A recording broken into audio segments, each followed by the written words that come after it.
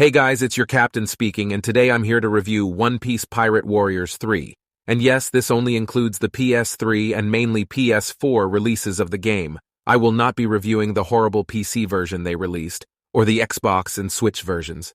In this video, I will be discussing the ports and gameplay of it, but please note, I am a huge One Piece fan, so I won't be shattering the designs of characters and their likeness or similarities to the manga, because you and I know they tried their best with a 3D One Piece game.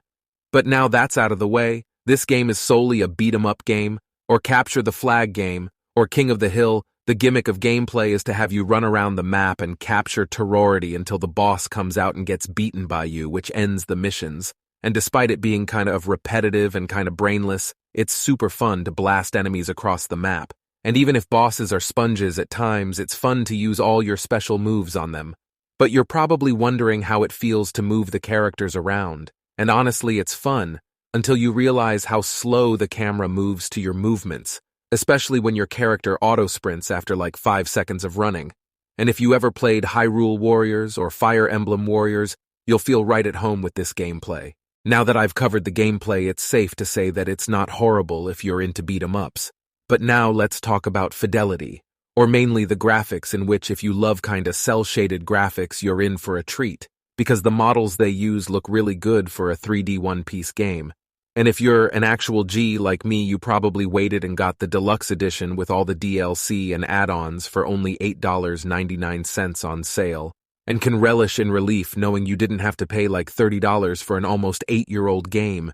And this edition adds like 2 playable characters, and over 50 costumes become available right away when installing, unless you got the standard edition of the game, but you'll still have to play the story missions to unlock some costumes, especially for the Straw Hat crew.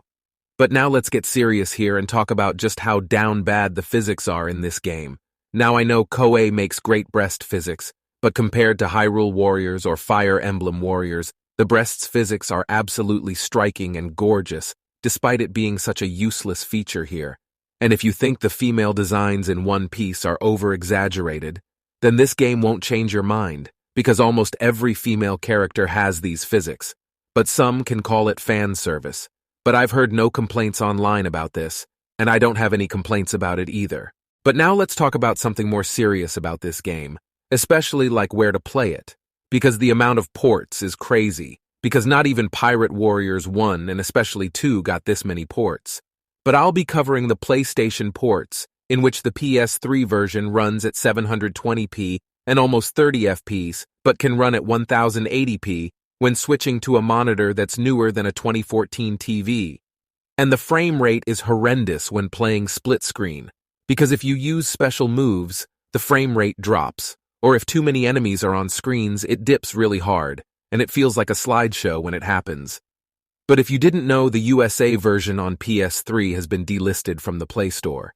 But if you have a Japan PSN account, you can still purchase the game through there. But why would you play the lower quality version of the game when the PS4 is better and more accessible to use than to just make an entirely new PSN account? Now let's talk about the PS4 version, which runs at 1080p natively and runs at 60 FPS and just barely dips frames when playing split screen, and even has slightly better textures than the PS3 version. But weirdly, the PS4 version has better lighting and a different but better color filter for the game. But sadly, this game loosely follows the story it's based on, and even the last mission of the story mode has a different ending than the manga. But I'm happy to say that this game rocks if you're a One Piece fan, and if you're just into beat-em-ups, and glad to say it's money well spent on my end. Plus a huge ton of fan services in this game, but that's going to be all from your captain today. See you next time and safe travels.